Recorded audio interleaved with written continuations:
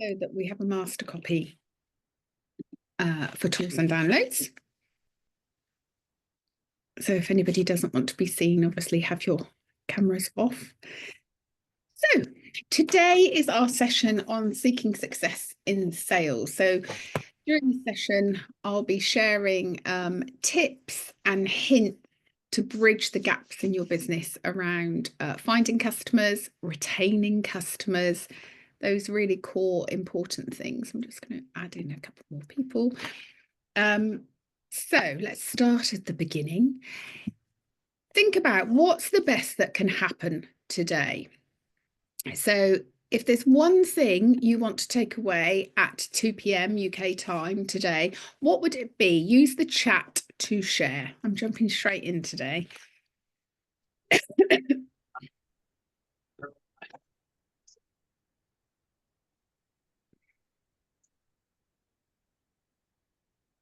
Lots of people joining. That's great. So what's the one thing you're looking to take away at the end 2 p.m. today? Or make sure everybody's muted. Like any training you attend, I would recommend you learn, then implement. So you don't want to come away and think, oh, that was really interesting, Sue, and now I know a lot more about sales and how to retain customers. I'm not actually going to apply anything to my business. So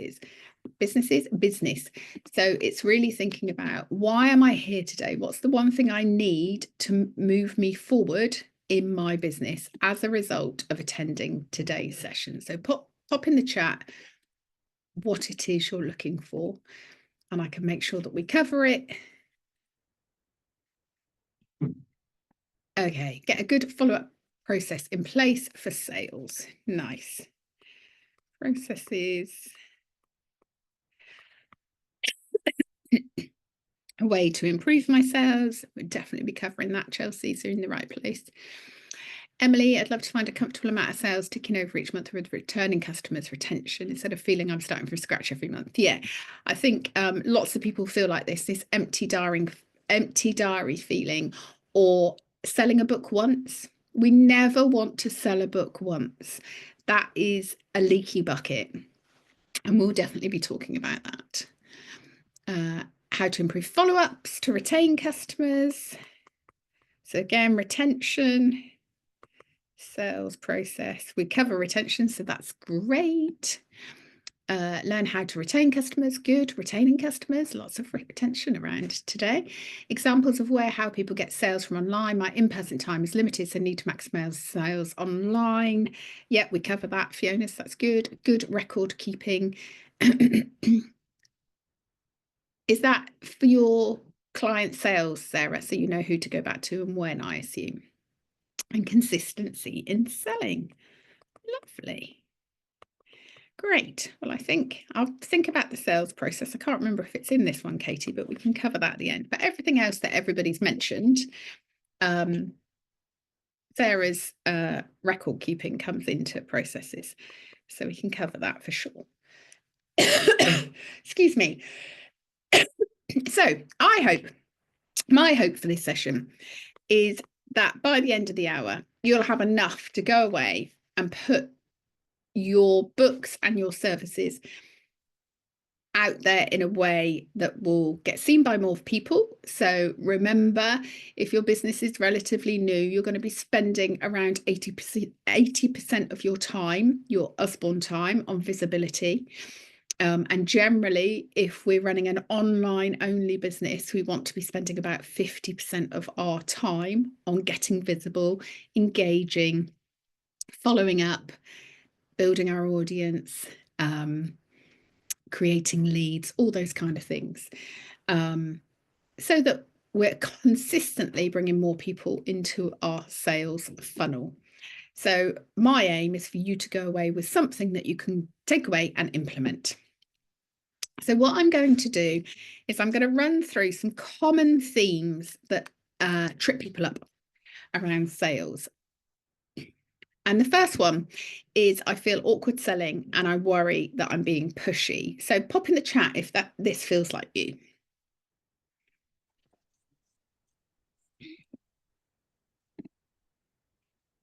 Yes, for Victoria. Good. Yes, for Cornelia. Yes, good. That's good. So actually, I feel fine with this bit. Good, Emily. So Emily, maybe pop in the chat how, if that's ever been a problem, how you overcame it, or yeah, if it hasn't ever been a problem.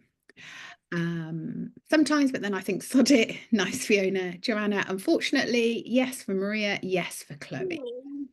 I'm glad we're resonating. Chloe, I'm just going to mute you, darling. So this is a mindset thing and will stop you taking action. This is your script voice in your brain going, oh, no, no, no, no. Let's just step back. It might have felt like a good idea, but actually, no, we don't want to feel pushy. We don't want to talk about what we do. A good way to shift your mindset around this is to remember that you're here to solve people's problems. So your job as an Usborne partner is not to sell books and services, it's to solve people's problems. Problems they know they have, like no books in a school library, and also problems they don't know that there's solution to, i.e. we don't have space for a book fair, so I'm assuming we can't do anything, so I won't think about it. Well, actually, no, we can still support you. We can still provide a service to you.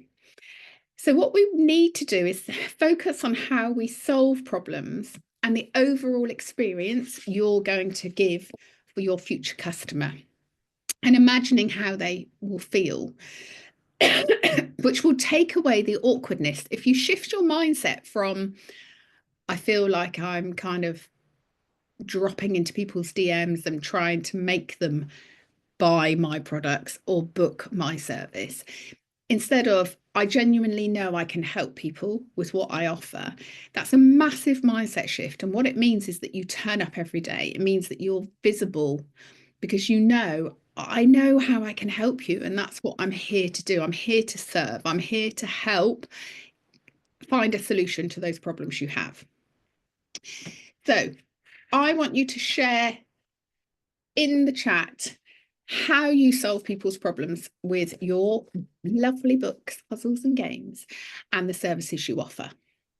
Just do a huge brain dump in the chat around what it is that you do, what problems you solve.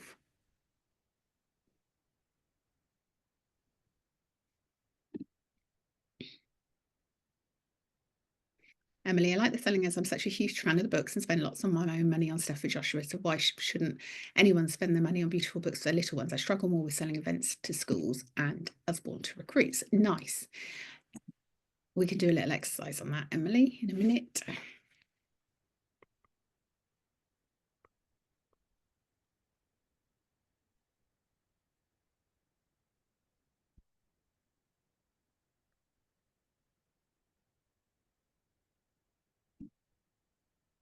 Many people here today. It's great.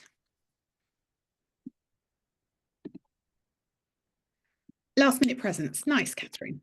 Supplement learning for those children who struggle going to school every day. Nice. Or for homeschoolers. Victoria, helping people who need lovely new baby or birthday gifts. Lovely. So birthday boxes for the year is always a good one to promote. I help reducing kids' screen time, given alternatives. So this is a really good, Maria's given a really good example here of a problem she solves. If you want to get your kids screens, I can help you with that. Emily, beautiful books in your local cafe that you can browse and touch and feel rather than buy online, and have my advice to choose a great book.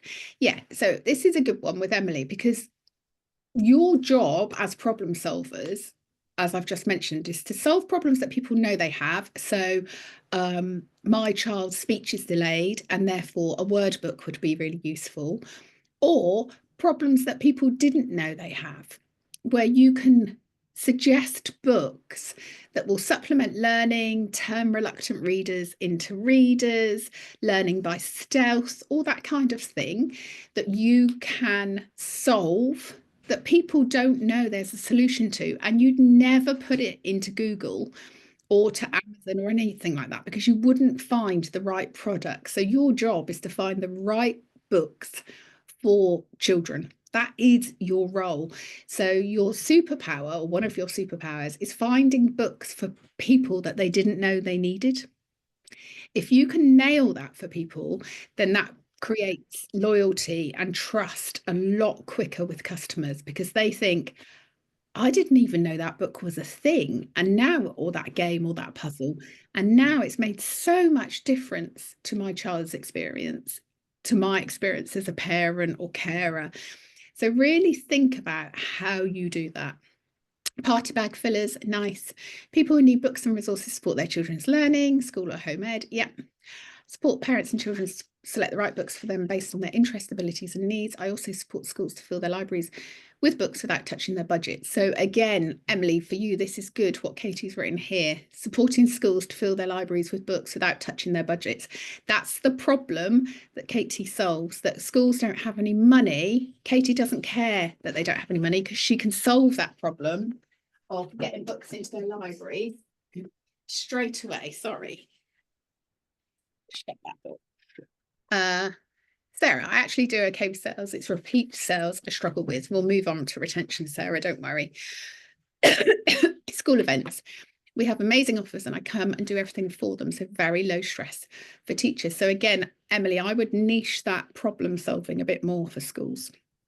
So what I would suggest you do, where Emily has said that she doesn't have a problem selling to individuals because she knows through her own experience as a customer, the joy of having Usborne Books is brought to Joshua.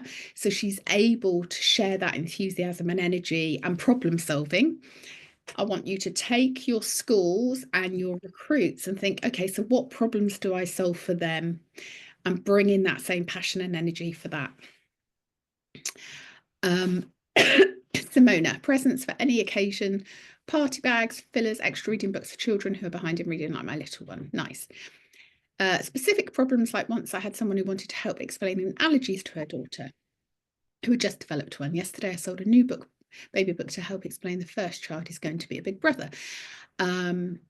Lovely. So what Catherine's doing really well here is she's listening.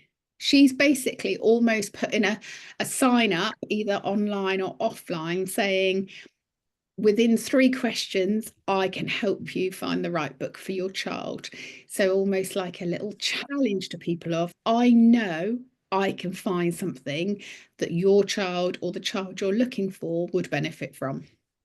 So the books that people didn't know they needed, or wouldn't know where to find them, or wouldn't know what to put into Google. Catherine also does book fairs for tiny schools, the like of Scholastic won't bother with. So again, what Catherine has identified really, really well there, the problem of these tiny schools is they can't get anyone to do a book fair for them. So Catherine has identified that and thought, right, so they are my market. They are the people that I know I can solve that problem, because I will do a book fair for you. Are you getting this? Give me a yes if you're getting what I'm sharing here.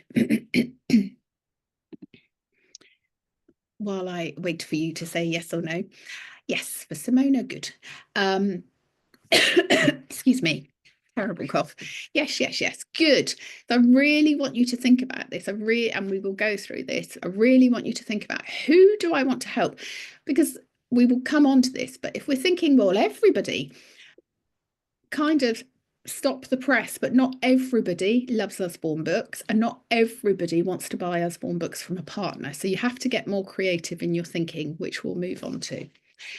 So if you're a little stuck here, I want you to think about the worst sales experience you've ever had. So I had one a while ago where I bought some diffusers online from a company I really like. And it's a small business because I like to support small businesses. They didn't arrive. And when I contacted the seller, they hadn't bothered contacting me, which was a bit of a first warning sign. They absolved themselves of responsibility and blamed the courier. And they didn't chase where my products were. I'd waited a month and I'd gone back again a couple of times.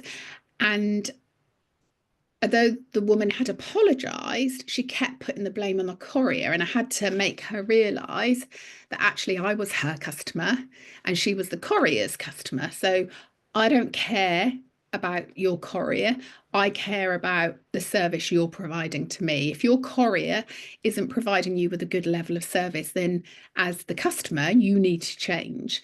On neither occasion, she came back to me immediately.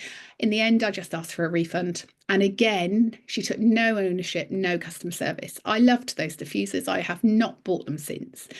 And I would never recommend her now because I just think her customer service was poor.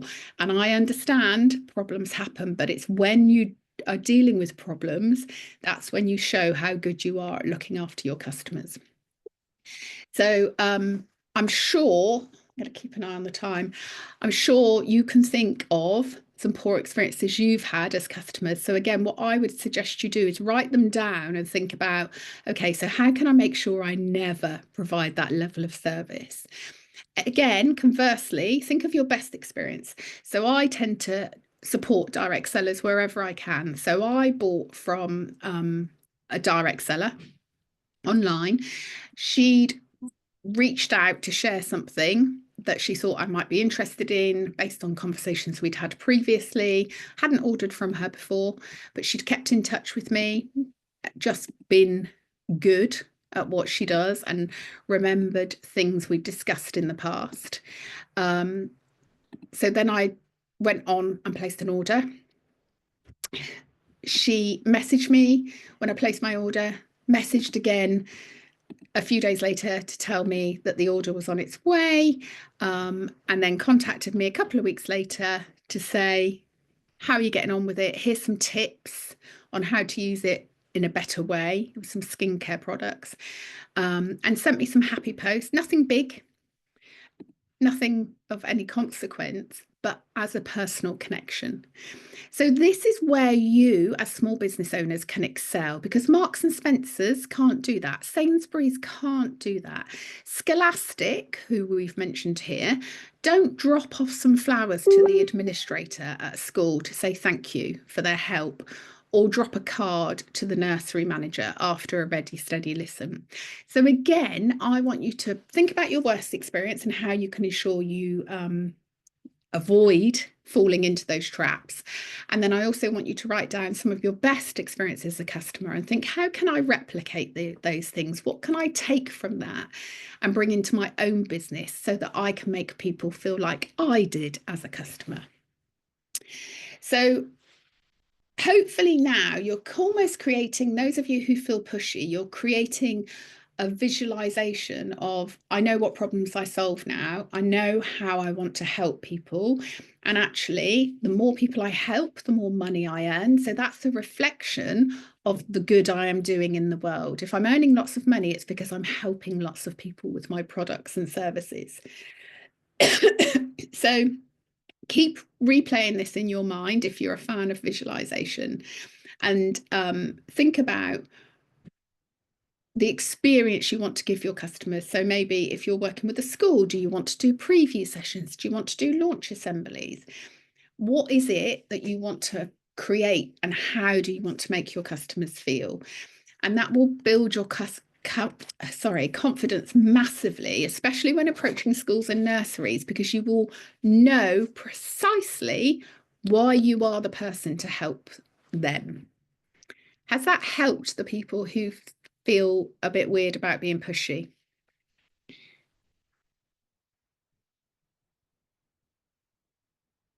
If you know you can help people and you know who you want to help, you're never pushy.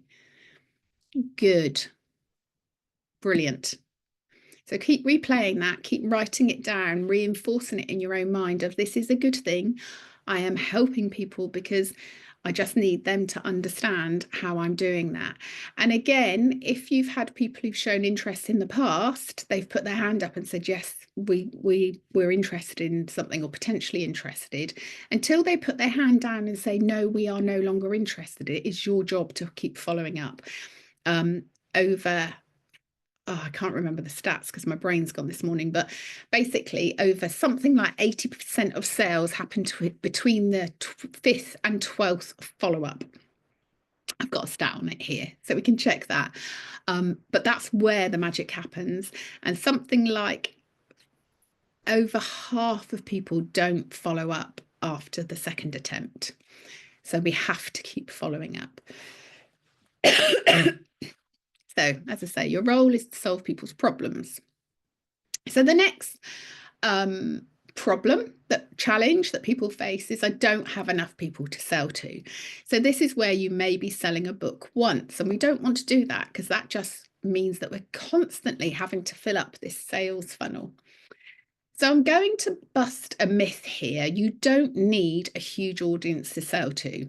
If you're providing the kind of service we've just discussed, then you will have customers on repeat and will very quickly have a strong base to work from. But you must know who you're selling to. So think back to the people who you want to help and the problems that they have, because the whole everyone wants them, the books sell themselves, that's all complete myths. If you're waiting for that to happen, then you're not going to have a business. You're not actually taking action to create a business. You've kind of got a hobby, really.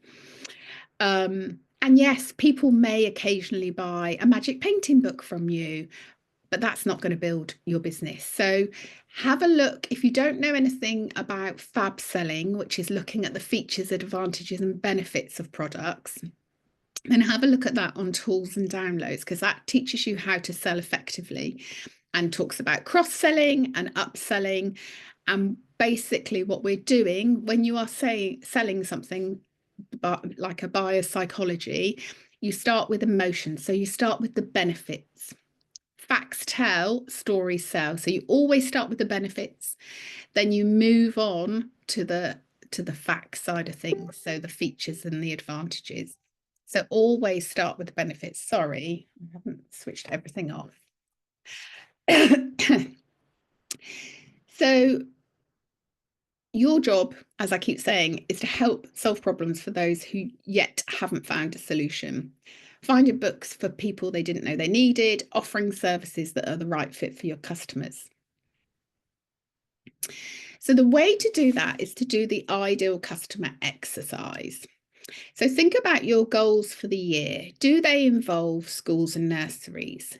They're your ideal customers, and you will have more than one ideal customer for sure.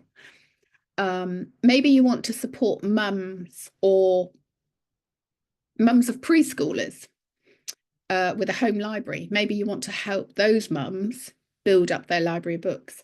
Or maybe your ideal customers are homeschooling parents. Or I know some of you mentioned parents who like to keep a birthday box. So maybe that's your ideal customer. So you'll have more than one ideal customer. But what you need to do is think about, let's take the birthday box people. Your messaging to them is going to be very different to the messaging that you would give a homeschooling parent, for example, because they've got a different problem that you're wanting to solve. So once you know who your ideal customer is, you will be able to determine how to get visible to them, where they're going to be hanging out, offline and online, how you can help them, what you can do to serve them. So a birthday box, Catherine, is where some parents will say, I'm going to get a birthday box of books. I don't know, either I have 20 nieces and nephews, or my son is at school and everybody's inviting each other to the party. So I probably need 20 books that I can give away throughout the year as a birthday present, so that I'm not having to spend money going to find a present. I'm not having to search online for something and spending more than I want to. I can stay within budget. I can get specialist help and experience from this lovely Usborne partner who can tell me what are the ideal books for this age range and for these kind of themes and topics. And then I'm literally just having to pull it out of my box. So birthday boxes can work really well. But I would say, personally, that's not going to make up your business, because, again, that's only going to happen once a year. So it might be a decent order once a year, but it's only once a year. So you'd have to have a lot of customers who buy those. And again, based on my personal experience, they're people who are already bought into what I offer. So people won't necessarily commit to buying a birthday box of books from you when they've never bought from you online, bought from you before. You need to build a relationship first.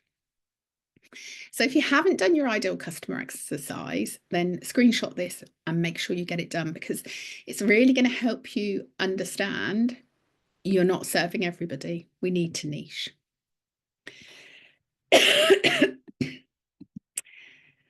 So what I wanted to show you with this slide is around qualifying your leads. So this helps you understand you're going to get lots of leads into your funnel by knowing what their problems, pain points, and what they truly need are. They're more likely to turn into customers. So getting better at sourcing leads is going to focus you on getting more customers who are more likely to be retained. So we're not saying, hey, I sell Usborne books and there's 3,000 available. We're saying, I know who I want to help, and I'm going to ensure that I'm getting in front of those people daily to help them. And that when they think about children's books, they think of me. That's what we think. That's the goal. When your customers think about children's books or someone's talking about children's books, they think of you. That's how you retain customers. So not everybody, not all of these leads are going to buy from you, but we want to increase the level of people who do, so that they become customers and they are retained as customers.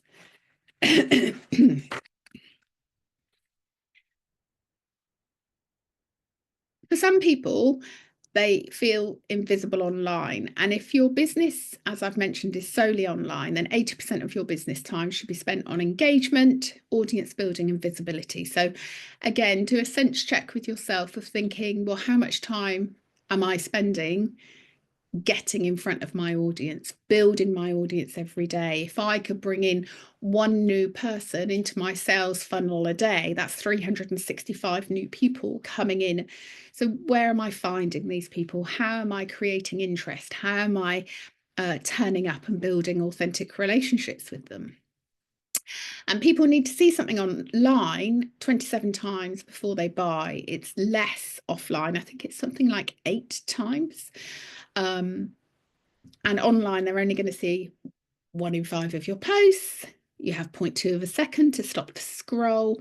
So it's a very busy place online. So again, if you know who your ideal customer is, you're going to be able to go into groups and join communities or follow people on Instagram who you know are your ideal customer, or your ideal customer is following an influencer, for instance, so you can start engaging and building relationships with them. Online, it will take you 3 to 6 months of consistency to get any momentum. You need to think about, what's the mission for my business and how am I getting my messaging out there? So you're going to create a schedule of content, 3 to 5 posts a week, whether it's reels, carousels, single image. Sorry, just let someone in. And think about, how is it engaging people? So again, think about your own experience as a social media user. If I asked you to think about what you scrolled on Friday, unless it was something that really engaged you, inspired you, something from someone you knew who you already have to know, like, and trust, you've probably forgotten about it. So our aim is to educate, to inspire, to engage, to make people feel good. That's why it's called social media, to interact with. So 1 in 5 of your posts will be a sales post, and it might not necessarily be selling, as in, here's a book, do you want to buy it? Attraction marketing can work really well here. I saw this done brilliantly yesterday by someone who put up a picture of a chess book and said, send help. And it was my first chess book or something. And then people had put underneath, I really need this. So then she was able to reach out and say, would you like me to order you one? That's attraction marketing done beautifully, because what it's doing is showing I'm using the books with my children. She's not talking about anything in particular around the book. She's just saying, this is how this makes me feel. I'm going in. That resonates with people. It's short and sharp and it hits the spot. So pop in the chat if you do that kind of thing.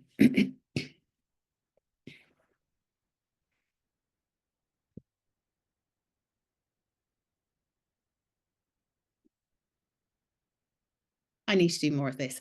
So get strategic on it, Emily. It's really hard to think of, and Victoria and Simona. Yeah. So what I would do, it's really hard to do it on the spot. So I would get much more strategic on, if I know who my ideal customer is and I know the kind of books that I'd like to get in front of them because I know they can help them, how can I use those books to show what benefits they bring? And then create a content strategy for the month. Or if you think a month is too much, do a week, start with a week. But don't think, oh, I could do that now, because it will never land as well. Get more strategic. So this is where you're helicoptering above your business and you're thinking about, this is important, but it's not urgent. Therefore, I'm going to think about what content I'm sharing and why. What result am I trying to get out of this? I need to do more of this. I try to, but I'm not consistent enough. I try, but never so well. I don't think I do this. I don't do enough of this. When I'm good at planning, I do it, but I need to make it a habit so it flows better and I don't start. Yeah. So if, like for Fiona, when she's good, and when she's not, time blocking would help really well, because you would time block in your content strategy for either the week or the month, so that you can work out, where am I focusing? Who am I speaking to? Because you're going to have different ideal customers. And again, you might be speaking to them at different times of the year when you know their problems are really highlighted. So for instance, you might have been doing lots around World Book Day last season to get those World Book Day bookings in. You might be focusing somewhere different this season. You might be focusing at the moment on books for half term to keep children entertained over half term, or you might be focusing on Easter. So depending, on your ideal customer, you can build a content strategy around that. So remember, all your messages should link back to your ideal client. So one of the things I always think is, what's the purpose of this post? Is it to grow my audience? So am I trying to get in front of more people, or is it for someone to take action? Do I want an outcome from this? Review your analytics regularly to see what's working, to see what times work best for your audience, when you're getting most visibility, whether they prefer reels or stories. A lot of people, I think it's over 75% of people now, consume their social media content through stories and reels rather than feeds. So again, think about whether that's your customers. That depends on who your customer is, perhaps how old they are, what platforms they're using. When you get new followers, ensure that you connect with them and start a relationship. So if you get a new follower on Instagram, that's the time when you are in their head. So a really good tip is to reach out and connect with them and say, hey, Stacey, really, thanks so much for following whatever your bookshop's called, Sue's Bookshop. I really love Usborne books. Let me know, do you have a favourite? Or some form, that's off the top of my head, but some kind of question that you can start engaging with them. You can start having a conversation with them so that they remember why they followed you, and that you become a person. So you start building that know, like, and trust. If you get new followers, don't just go, oh, that's great. Connect with them as soon as you can. Don't post and ghost. So spend your time engaging. Don't just think, I've done my content for today, that's it, I'm done. It's social media, so be social on it. And then, spend time building engagement through breadcrumbing. Does everybody know what breadcrumbing is? Can you give me a no in the chat if you don't? Oh, sorry.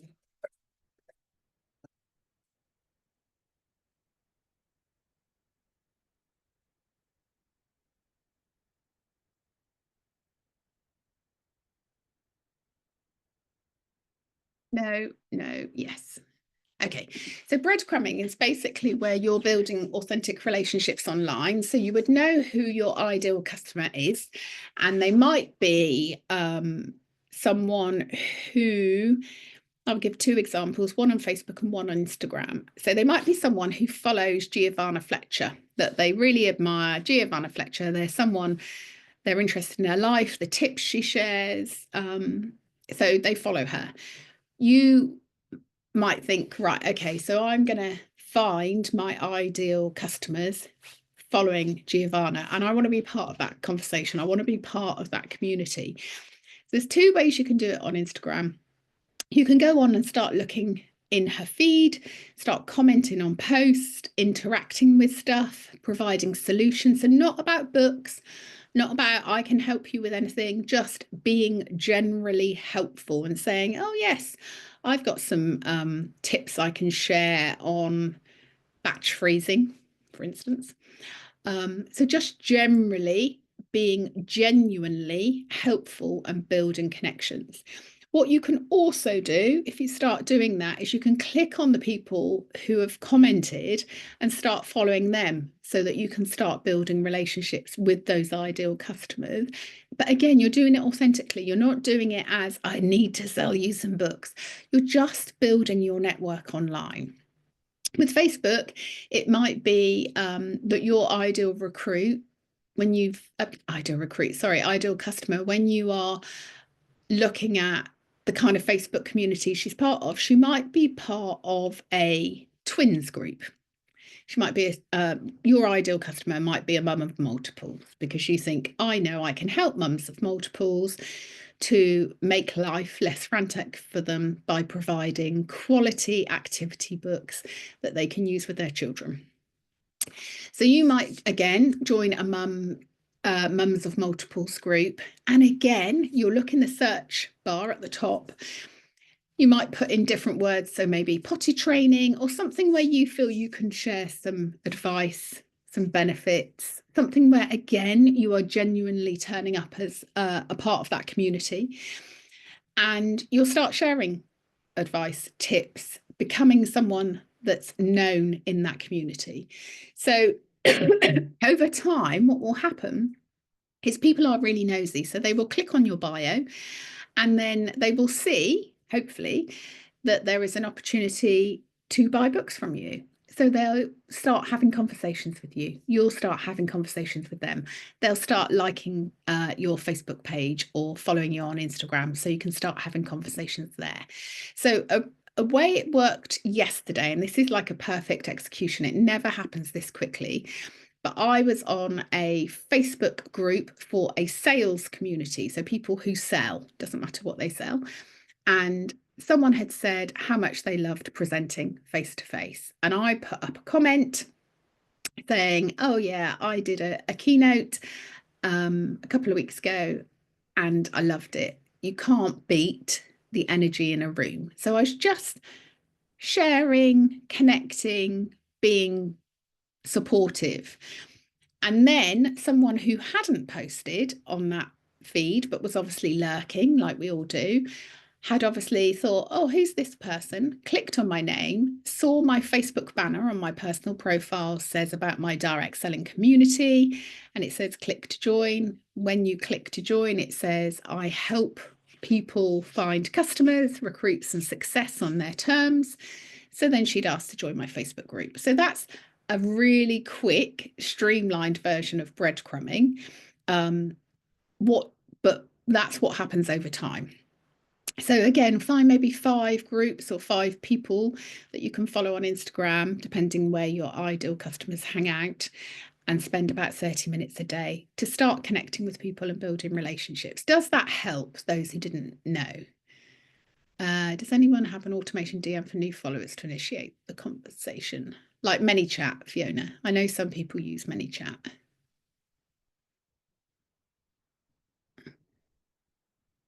Must be really old. I have no clue who that is. She is married. Giovanna Fletcher is married to Tom McFly, but she's a celeb in her own right, and she's a mum of 3 boys, I think. So lots of mummies follow her. Thank you for that. Yes, something like that. Yeah, ManyChat. I know there are people who use ManyChat. And I think have a look at Privia. I'm sure you can do it on that as well. Anybody here might be able to help with that. But ManyChat definitely does, and I think Privia does.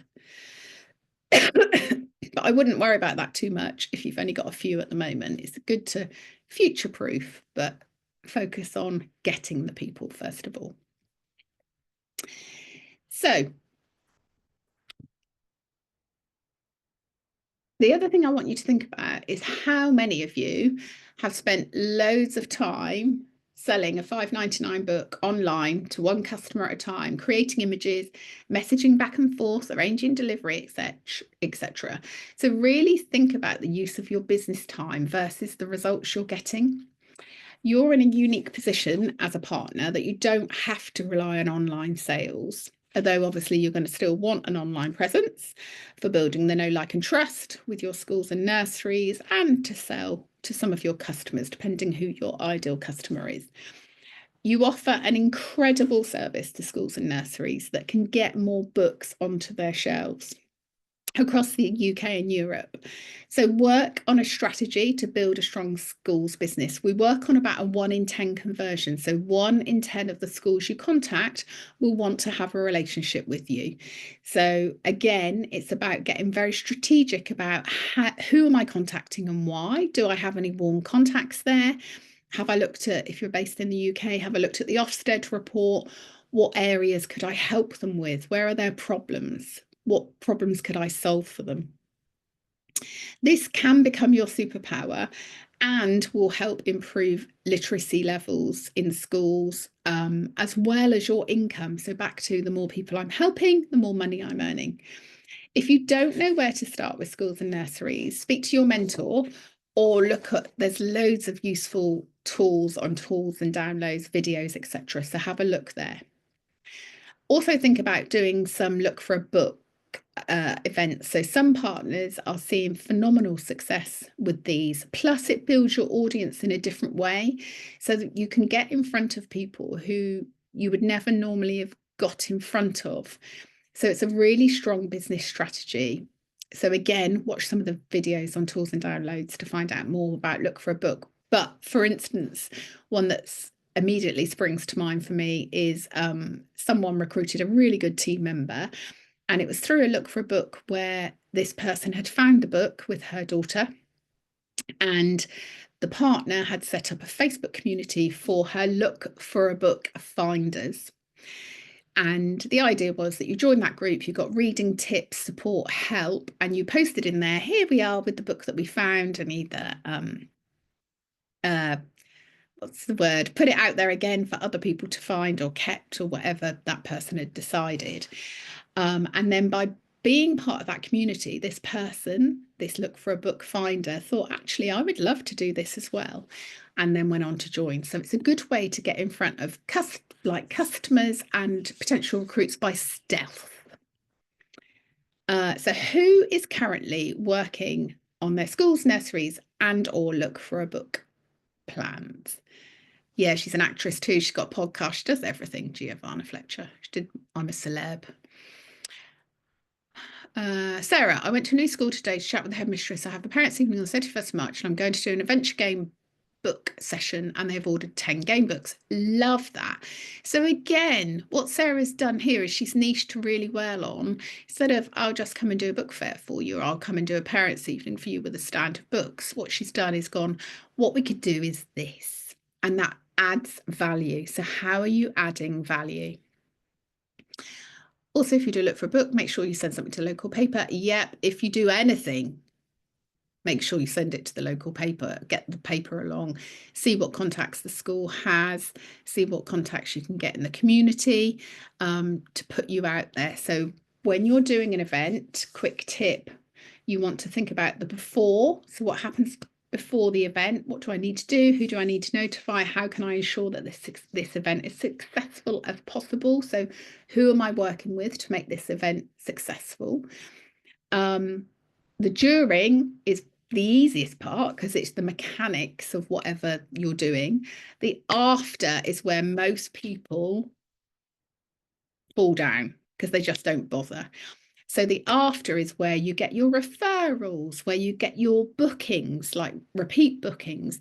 It's where you get your PR, like Catherine says. How are you getting PR? How are you getting press? How are you using all that hard work you've just done? How are you using that to get even more visible?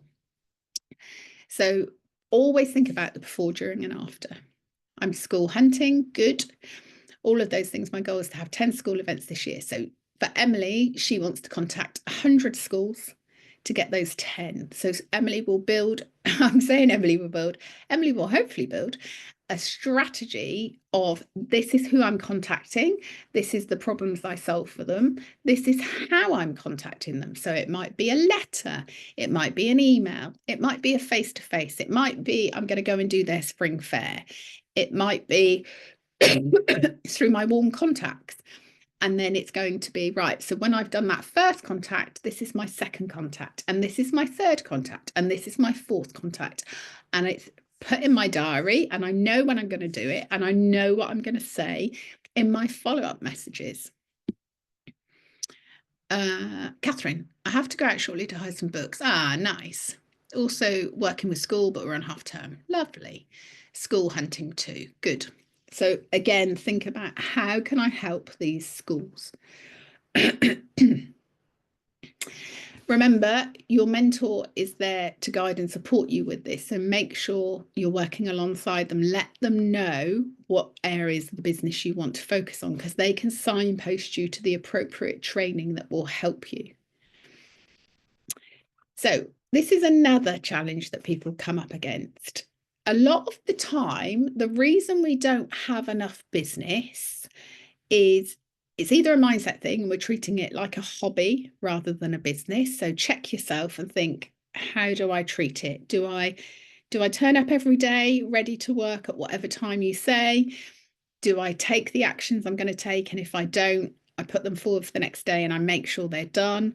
Or do I put the washing on, make a cup of tea, have a chat with my friend, WhatsApp my partner, and then think, oh, I do a bit of work now. And I'll do the stuff that I want to do rather than the stuff that I know is going to push my business forward. So am I doing passive actions or am I doing high quality actions? So the first thing is a mindset thing, which then determines how you're working. The second thing is a visibility and audience building. It's literally you're just not getting in front of enough people. So of course your funnel is going to dry up because not everybody is going to continue to buy from you. So you always want to be bringing in new people.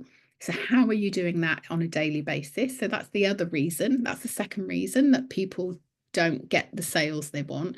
And the third reason is they don't follow up enough. They do it once and they stop. So 48% of salespeople never follow up. I'm always really aware now, if I reach out for something or I have someone reach out to me, I sit and watch and see whether they follow up with me. So again, a direct seller, I bought an advent calendar, expensive advent calendar at Christmas from a direct seller. Her customer service has been poor, so I won't buy from her again. And she's followed up maybe once, twice maybe, but there's been no strategy behind it. So I haven't felt valued as a customer. So think about, what are you doing? How are you making people feel when you're following up with them? And as it says here, 80% of sales, I was right, 80% of sales are made on the 5th to the 12th contact. So it's your job. Once you start following up, you want to keep following up. And if you've created that desire, you don't want to be leaving it weeks in between. So if someone's filled out one of your free price draw slips online or offline, don't leave it for a week to contact them, because by then the world has moved on so much We want to be following a kind of 2-2-2 format where we're following up every 48 hours to keep that urgency, to keep that desire, to keep that interest for that potential person to remember, oh, okay, I know who you are and why you're in contact. If it's schools or nurseries, you might slow that down a bit depending on your strategy and what you're going in with next. So with your follow-up, sorry, just to go back, think about how you build this into your business. Are you using a diary? Are you using your calendar on your phone? Do you use Trello, Asana, a planner? Think about what you do to keep on track, because trying to keep it all in your head is very difficult and you will fall down and you'll be using up energy in a way that you don't need to when you want to conserve that energy for high impact actions. So I have a leaky bucket. This is all around retention of customers. So I want you to think about the value of having things like an email list. So an email list for customers or potential customers has really good success rates compared to selling on social media. I saw a stat this morning actually on this that said, let me see, because I did screenshot it. The average sales value generated from an email is 3 times higher than that of a social media post. Because in email, that's where you can build that know, like, and trust. If we know that people are only seeing about 1 in 5 of our posts, they're having to see a lot of posts to build that know, like, and trust. So think about an email newsletter, think about having a Facebook group for your customers. Think about your TNTs. So TNTs are the tiny noticeable things. They are the things you don't need to do, but will make you stand out in those customers' minds. So off the top of my head, for you guys, it'd be like sharing quick links. If you know one of your customers has bought a book that's got quick links in it, you think actually they might not have even realized, you might share some links from the book to show them how it expands the knowledge in the book. It might be sending them, if you're dropping the books off face to face, putting the books in some tissue paper. It might be popping a tea bag in and a chocolate or something. It can be anything. It can be a sampler. If you've got some books from your lucky dip that you think, actually, I know they've got a 3-year-old that might like this, you might give them one of those if you want to. You might give them some printed out bookmarks. It doesn't have to cost lots of money. So pop in the chat any TNTs that you use. Tiny noticeable things that really mean that you're creating exceptional customer service. Catherine, I mostly use Messenger and I contact the ones at the bottom of the list. They're the ones I haven't spoken to the longest. I don't do the 48-hour thing though. 222 follow-up means 2 days, then 2 weeks, 2 months. It can mean 2 days, 2 weeks, 2 months. That's too long in our format. So I use it as a 222, as in every 2 days you would be recontacting to say, if it's someone that you has expressed an interest, like a potential recruit, for sure, it would be every 2 days.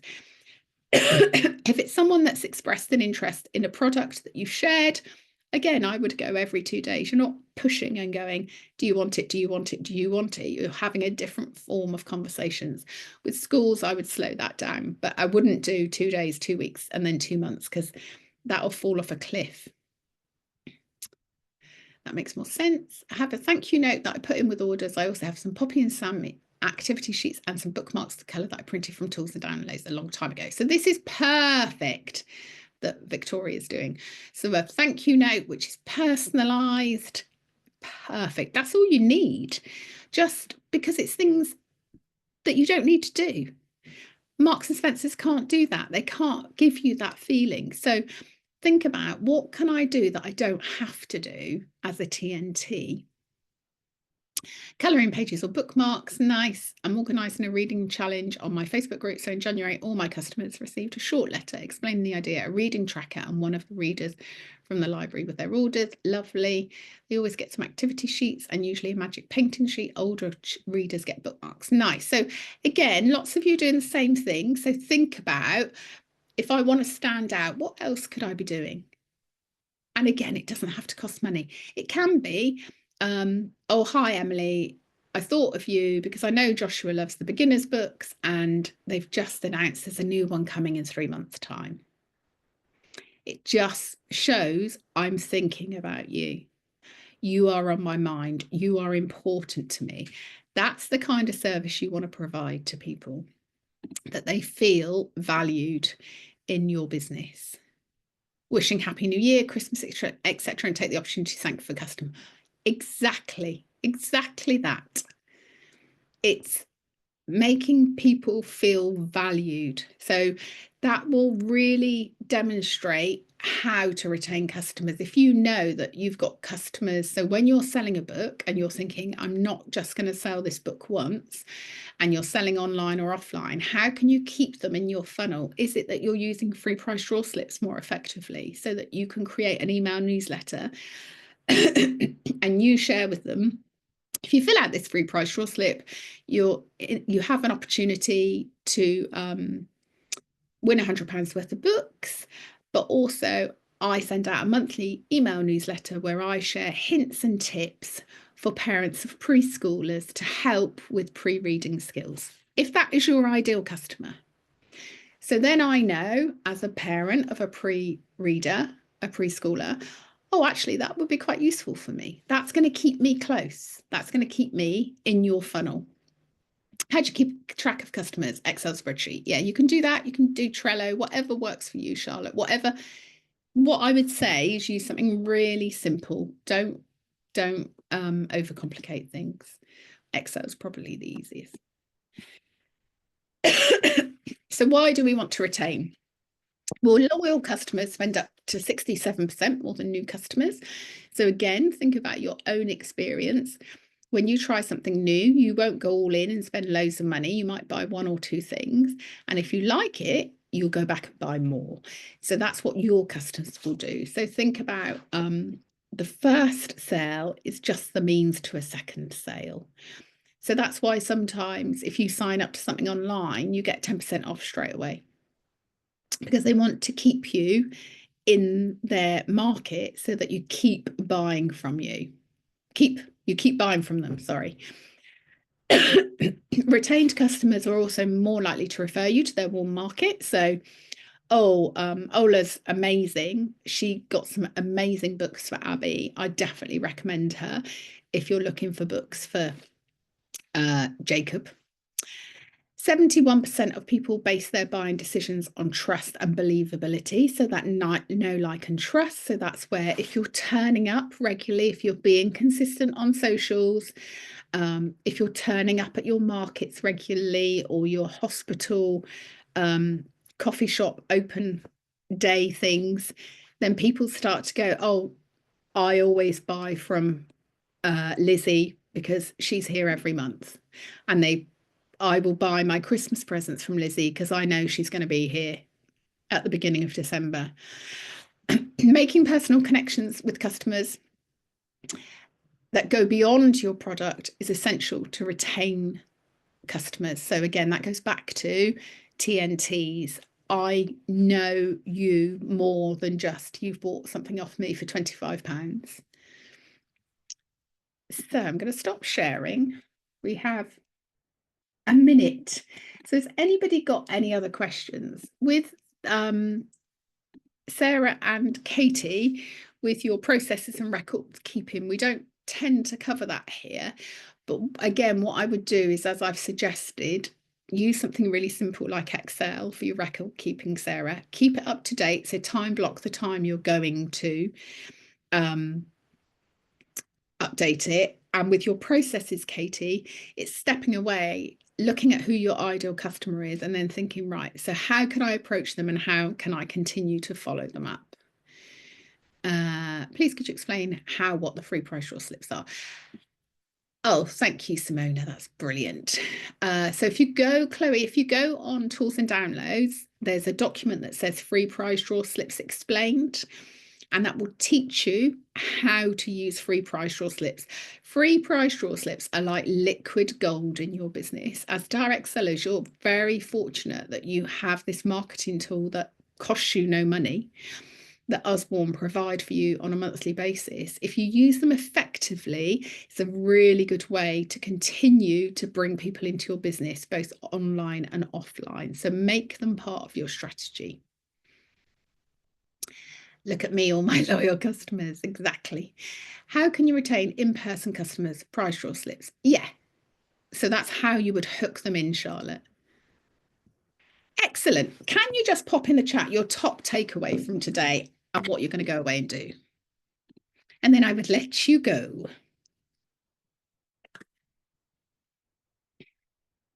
So what's the one thing you're going to go away and do to generate some sales in your business or improve sales in your business?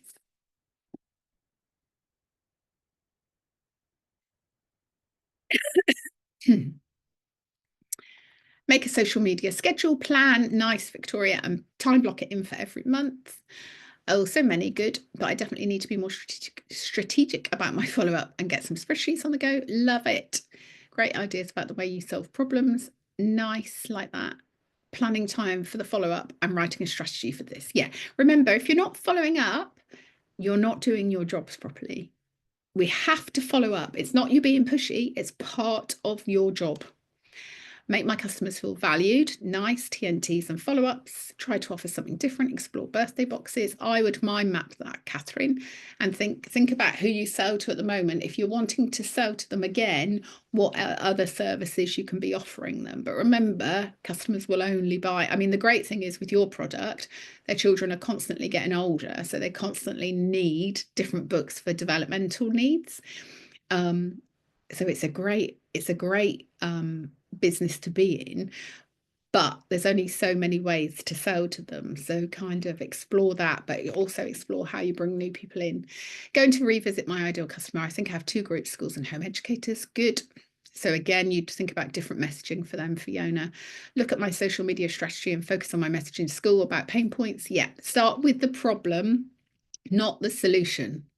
Don't start with that I can come and do a book for you. Start with what is the problem, because that in the messaging will resonate with them to go, oh yeah, this is how we feel.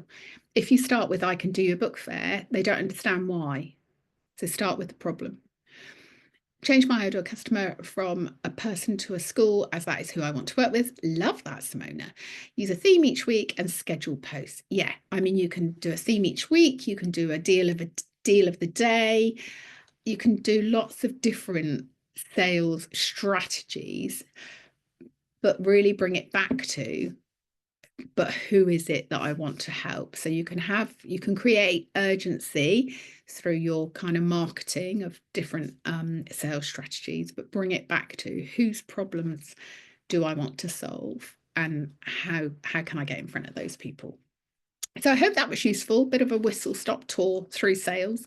There is a sales course on tools and downloads broken down into 2, I think they're 30-minute sections.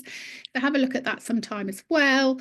Thank you for your time and using your lunchtime to spend with me, and I'll catch up with you all very, very soon. Take care. Bye.